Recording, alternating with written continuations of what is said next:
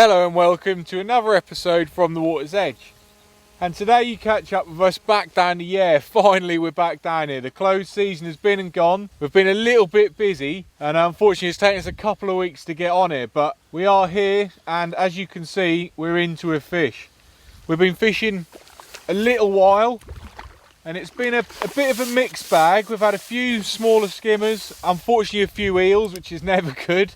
The odd roach, but generally just getting bites, which if there's one thing you can guarantee with this river is you're going to get bites, and that's what we come down for. That's the important thing.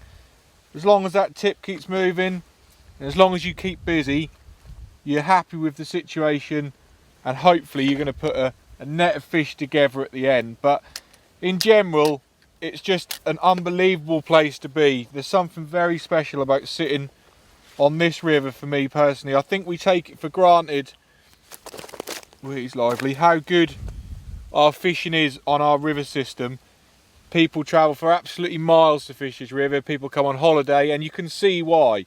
The match just yesterday had 3 weights over £50, and I think, to be honest, like to win a section you had to have sort of 20, high 20s maybe, to even just get section place in. So there is some unbelievable fishing to be had.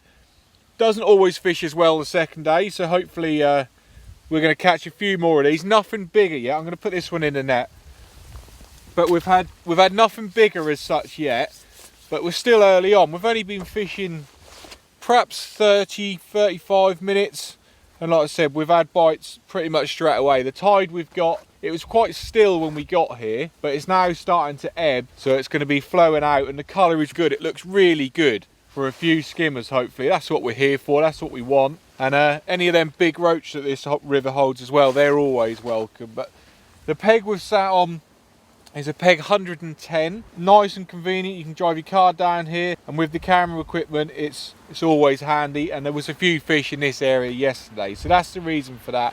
But the main reason for me being down here is I wanted to try a couple of things. With it being, I'm a little bit out of touch with it, so just to get the river gear out again is always nice. But there's a couple of differences, because we have done videos down here before, but there's a few things I've changed. Firstly, if you've watched the old videos, my feeder is slightly different, so I now use a plastic cage feeder rather than the old Nisa style one. So this just allows more water to attack the feeder, which hopefully then allows the bait to empty out of the feeder quicker. And the reasoning behind that is I think we haven't got a massive tide today, and when you're in and out quite regularly catching fish, it just gives you bait. It's quicker to wash it out of the feeder rather than perhaps having some stay in before, or because the bites happen so quick it hasn't had time to flush out. So that's the one change. Probably the main change for me is I'm trying out a new ground bait. Now, while the river's been closed, and same as everyone, most people are out on the commercials, and I've been using the worm fish meal from Sonu ground baits, and it's been really successful for carp, and I've noticed that skimmers and roach absolutely love it. So why not give it a go on here? We're not in a match, it doesn't matter.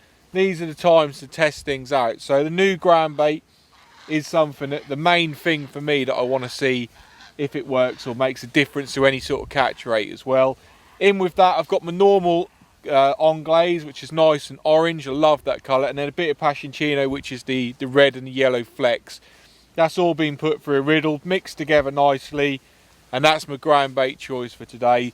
Bait wise, we've got the corn, worms, casters, the normal stuff, and hopefully we are in for a really good session. If we do get time, there's one other thing I'm going to try, which is this little fella, which is called a window feeder. It's been catching for the last couple of weeks, it's been doing really well, and it just lets you fish in a slightly different way. But hopefully I'm going to fish in the normal way to start with, and then we'll touch you a little bit more on that as we get through the session. But I'm eager to get back out there. I'm fishing probably 3/4 of the way across on here. The deep water is further across than some pegs on this river, so I've chucked a lead out to start with to find a nice count of where I'm fishing, and it's actually 12 wraps. So what I've done is I've wrapped that up, so if I do have any mishaps, if a boat takes me out or for any reason we lose that clip, we can just go back up the bank, wrap up 12 wraps, and we're fishing on the same spot. So that's out there again now. I'm just creating a big bow in my line. This is a big, powerful river, I've got a 2 ounce feeder at the moment. Hopefully that's going to be enough to hold, but we can up it if we need to. And hopefully they don't normally take a long while to catch fish. If the fish are there, you're normally into the action pretty quick. So I'm going to knuckle down a bit, see if we can put a few more on camera, and then we'll talk to you a bit more about how the sessions unfold. And if we change feeders or we change anything, we'll let you know. Well, there we are. That didn't take too long as we suggested. I'm not sure it's very big. It's always hard to tell when you're catching the odd eel. I'm not a fan of them, but the bites they give and the fight they give, they act just like skimmers, and you think, oh, this is a bit better, perhaps £1, £2, and then you find out it's an eel. But I don't think this one is an eel. I hope not anyway. Now this one's a roach.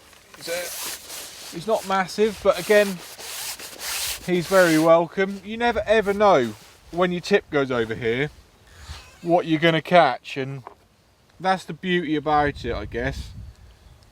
Let's just slip this hook out. He's well hooked. There we are. Keep that in there. But yeah, there's normally plenty of these to be had, and certainly good fun. I guess there's a few fish down there now, getting their heads down that ground bait. I'm just plugging the feeder sort of sandwich style with ground bait either end of a bit of corn, bit of worm, bit of cast. So that's what's going in. Repeatedly hitting that mark, and fish are steadily flowing in. So I'll pop this one back. We'll get another chuck out there. We'll keep plodding away, and we'll see if we can't catch a bigger one. And if we get something a bit bigger, like I said, or if we struggle, if it starts to slow down, we'll switch it around and see if we can make it happen rather than sort of wishing it to happen, shall we say. But good start. I'm happy with how it's going. Hopefully there's plenty more to come.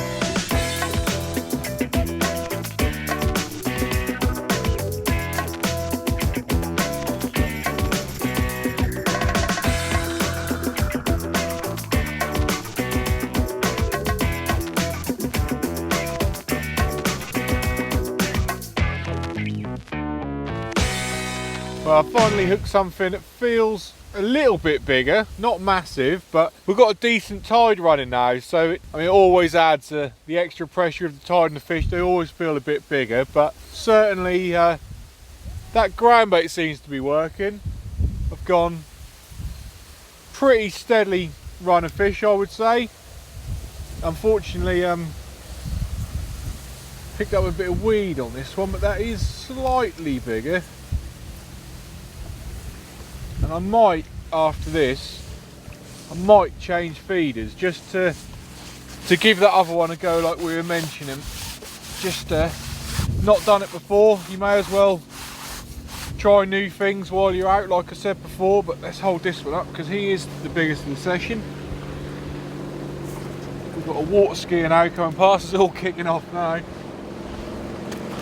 Calm down. He must be frozen.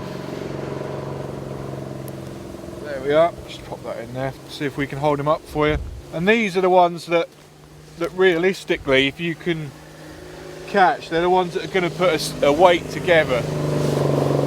Because he's probably £3, and as you can see, you don't need many of them to put a weight building net of fish together. Still stayed with a few maggots, fluoros and reds, and the odd worm, but maggot's been miles better, absolutely miles better. And I've tried to cut the worm out a little bit as putting into the feed. I'm still putting a little bit in, but the more I put in, the more eels I get, and I'm just cutting it down, and sort of casters and corners what I'm going to concentrate on getting in, and hopefully there'll be some more of these in there. But let's get him slipped back in the net, and perhaps we'll talk you through a change of the feeder. There we are. It's nice to get a bigger fish on camera. Like I said, I might have a little mess around now with the other feeder I was talking about. So originally the rig is what I always use down here. It's nice and standard. So I run, currently what we've got is a 2 ounce feeder running in a loop, which comes to a double barrel swivel to stop my hook link spinning. And then my hook link, I would guess, is about a metre long. That changes. If I'm struggling for bites, I'll lengthen it. If I'm not hitting bites, I'll perhaps shorten it. There's many things you can do, but generally a standard sort of like 3 foot, a metre, something like that is good enough. But what I want to talk to you about is the window feeder that I mentioned earlier. Now, the name gives it away really, and I've not used this on here, but the window feeder has been used on commercials, on rivers, and it seems to be getting more and more popular. So you hear about something, you've got to go out there and give it a go, you've got to learn about it, and the name gives it away. So it's basically a block end feeder that you've cut out, or I've cut out this particular one myself, just like a window, and that's where the bait will come out of. Now you can buy these already done, but just because I'm experimenting today and I'm not too sure how I'm going to get on with it, like I said, I've just made this one out of a block end feeder. But you can buy them, they are actually called window feeders. And the situation you'd use it on here is a little bit like we've got today. Sometimes when it's not absolutely flying, you just need to get that extra little bit out of your peg. Now Wayne, I've spoken about Wayne before, he helps us out quite a lot on the Yare. He's done a lot of this, and if he's struggling for bites, he'll clip the window feeder on and he'll fish it slightly further down his peg. It might only result in a couple of small skimmers, but if you do that 10 times in a match situation, you've now suddenly got sort of 10 fish more than anyone else, and that does make a big difference. And basically I think what the general idea that I can come up with is, sometimes when you're constantly casting, the ground bait can get a bit too much, and they just don't always want it as much as just the natural food bait. So with this, you can load it full of sort of casters and worms, and literally you just cap off the top of ground bait. So you're putting in bait still, but you're not putting in as much perhaps ground bait, because for some reason, very occasionally, it's not actually happened today, but this river, they don't seem to like a lot of ground bait. Now that is very occasionally, please don't get me wrong. Normally you could fish how you've been fishing all the while and you'd catch all day long.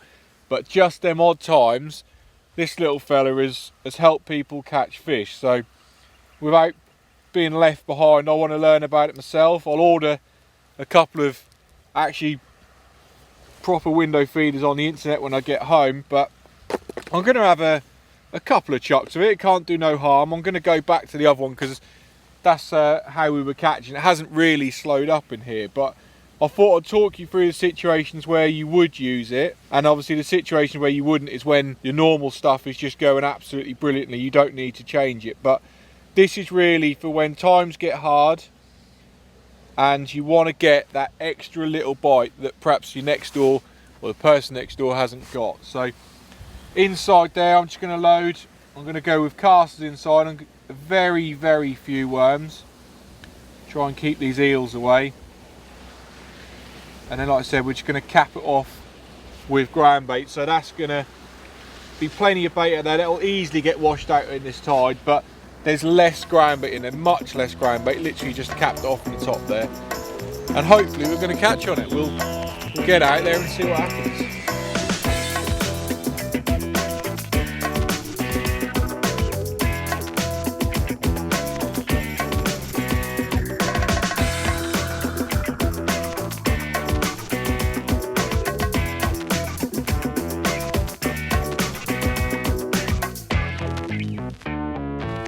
Another fish come to net, and this time that is a little skimmer. So we had an eel first chuck, we had a few other eels that we haven't shown you off camera, and now we've had a skimmer. But if I'm honest, I need to order some proper feeders that are manufactured. I need some different weights because I'm really struggling to hold bottom with that one. So a good trial, and certainly something that's put food for thought in the head, and I'll be investigating a lot more into that, because this is exactly the size that Wayne said to me when he puts that feeder on. He's after catching. You're not after your big fish when you're having a great day.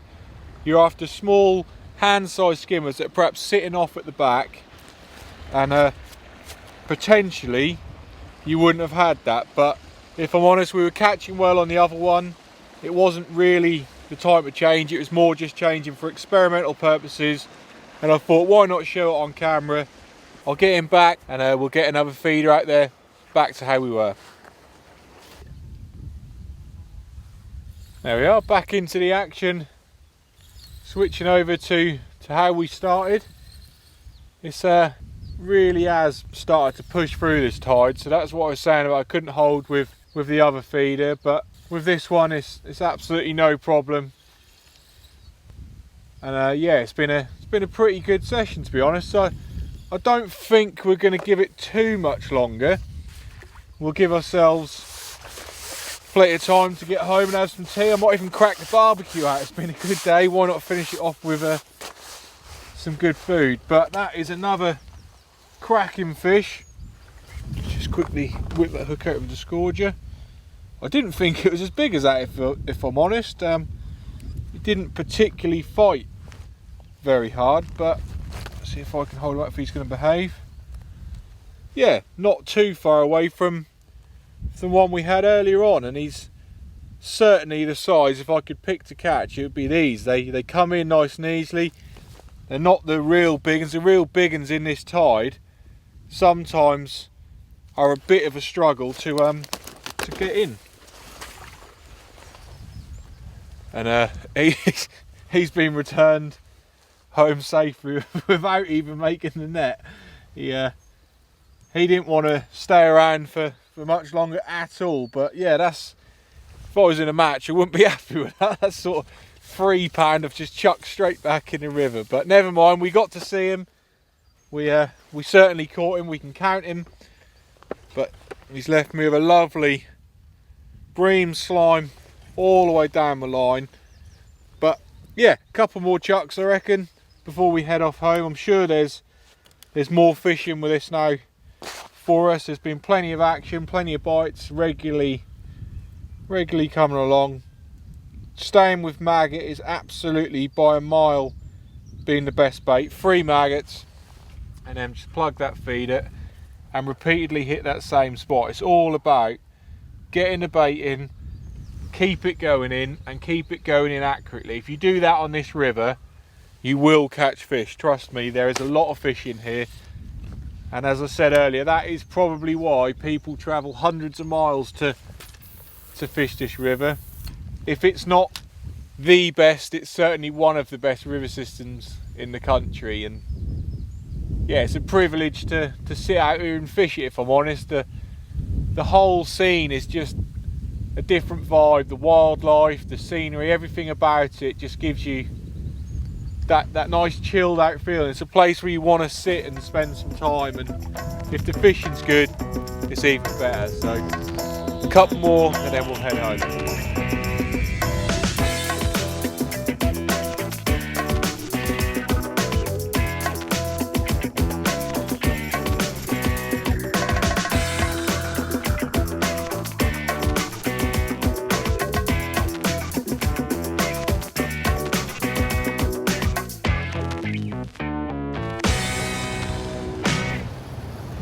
Well, we've had a few more chucks, a few more skimmers, and we've now hooked something that I don't quite know what it is. It feels really heavy. I've not had this for, well, at all today, and with the rivers being shut, obviously not for a very long while. But the thing that's worrying me is it's pulling back like a bit like an eel, you know. It's hard to explain, but when they swim backwards, they like treble kick, as like you feel 3 sort of lunges. But if it is an eel, it's got to be big. Like I've never ever caught an eel off here that has been like this. It can't be, surely, but I generally have no clue. I'm not even gonna guess. Like, I'll try and pray that he doesn't come off. That's all I'm hoping. This tide he's well down there now. So yeah, this is all a bit see what happens job, I think. You never quite know with this river, do you? It's something pretty special. But whatever it is putting up a great fight in this current. It's just kicking so weird. I really don't know what it is. like reeling an open bag that every now and again kicks 3 to 4 times really sharp. He's almost coming into that bank. I'm gonna have to lean forward a little bit. Whatever it is not happy. I feel like I should stop talking and concentrate. Can't even speak. Should stop talking and concentrate, because I do have a tendency to lose them, don't I? If you follow our channel, you'll know that I've lost my fair share of fish in the time. But sometimes, you know, it could be something foul hooked and it's going to be an anticlimax. But sometimes you just want to see the fish, and then you're a bit happier. We're making a bit of ground on him now, though.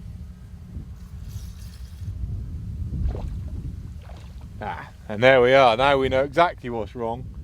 It is a bigger fish, but I think he's coming in backwards, and I guess that shows how many fish possibly are in this river. If you're foul hooking a bream, there must be a few of them out there, and that's exactly what them kicks are. I was saying like an eel, like the treble kick of its tail, that's what they fight like, but I can see exactly what's happened. I've hooked it right in the tail, and that's what the vibrations that I'm feeling. But it's certainly a bigger fish. It's proper dark one. It's just so we're a bit stale, mate. Come on. Go on. Oh, I can't get him in. There we go. Not conventional at all. And can we really claim we've caught him? I don't know. He's foul hooked, but he'd certainly catch in a match situation. I'm glad we got to see it, because I would have been telling that story for a long while had I had visions of that being about a 3-foot eel, if I'm honest. But let's take my hook out of my finger and we'll hold him up for you. He's definitely the biggest one of the day, there's no question about that. Hopefully he's not going to try and do a break for freedom like the other one, but yeah, that's why she felt so big, because it was hooked right in the middle of the tail. But it's still a great fish, a great way to end. It's been a really good session. We've learned a few things, we've tried a few things, and as long as you're trying to improve in fishing, I think next time you go, you've got more weapons in your armoury to hopefully catch you more fish. So I hope you've enjoyed it as much as we have filming it. It's been great to be back on the river. We're going to get this one slipped back, and we'll see you again on the next one.